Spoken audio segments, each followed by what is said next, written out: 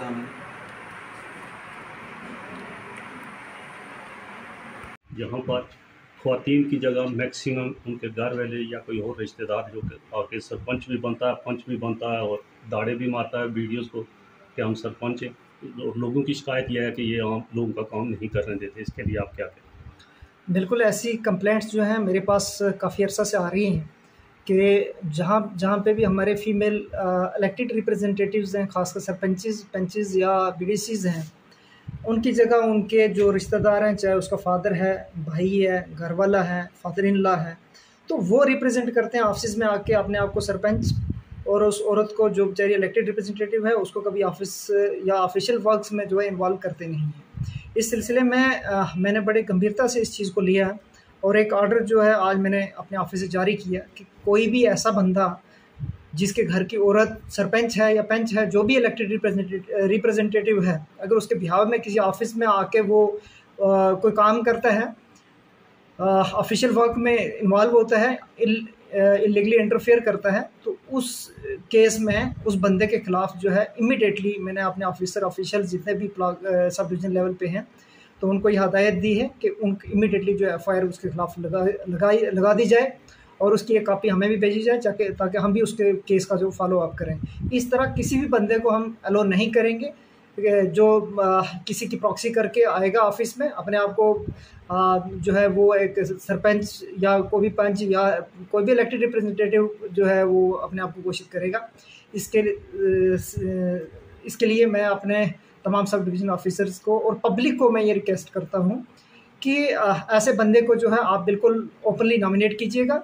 और हमारी नज़रों में लाइएगा, हमें बताइएगा कि इस तरह के अगर कोई काम होंगे कभी भी हम लोगों को इस काम के लिए अलो नहीं करेंगे। सर, एक सवाल और इसके साथ जुड़ा हुआ है कि जो लेडीज सरपंच जिनको चुना गया है उनको क्या मैसेज दोगे सर आप?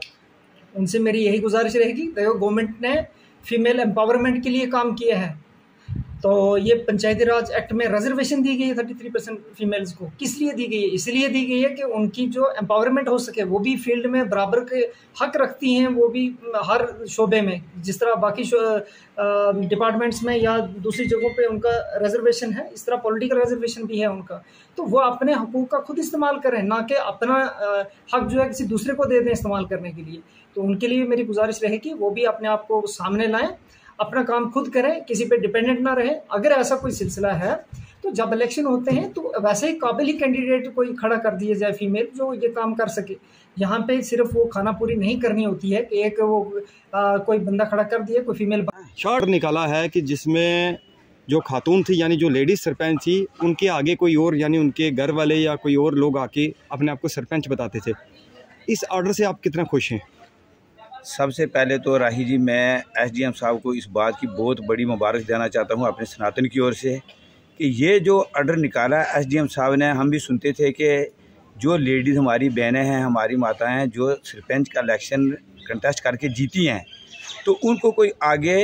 आना नहीं देता था। जो उनके बाकी के रिश्तेदार थे वो आगे आ जाते थे, लेकिन वो जो हमारी बहनें थी वो पीछे रह जाती थी। अगर गवर्नमेंट ये चाहती है कि कोई लेडीज़ आगे निकले तो अपना काम खुद करे, तो वो उनका फ़र्ज़ है कि आगे आना, स्टेज पे आना और अपना काम खुद करना। तो सबसे पहले इसकी जो मैं मुबारक है एसडीएम साहब को देना चाहता हूँ कि एसडीएम साहब ने इतना बड़ा ऑर्डर निकाला और मुझे इतना यकीन है कि इस ऑर्डर को इम्प्लीमेंट भी एसडीएम साहब करवाएंगे। तो मैं जो हमारी माताएं या हमारी बहनें जो सरपंच जीती हुई हैं, मैं उनसे प्रार्थना करता हूँ कि आप खुद आगे निकलो। जो भी काम है, आप जो गरीब लोग हैं, जो गरीब लोगों ने आपका चेहरा देख के वोट दिया था, तो अब मज़ा ये है कि आप उस चेहरे का जो है उन लोगों को जवाब दो कि आपने अगर हमें वोट दिए तो हम आपका काम करेंगे। क्योंकि जो लोग भी हैं आगे आपका काम करते हैं, उन गरीब लोगों तक वो काम आपका नहीं पहुंचता है, तो वो लोग आपके ख़िलाफ़ हो रहे हैं। तो ये एसडीएम साहब को मैं पूरी सनातन की ओर से, पूरी मेंढर के हिंदू मुसलमान की तरफ से मुबारकबाद देना चाहता हूँ कि ये एसडीएम साहब ने ये ऑर्डर निकाला और मैं रिक्वेस्ट करता हूँ कि इस ऑर्डर को जल्दी से जल्दी इम्प्लीमेंट करें।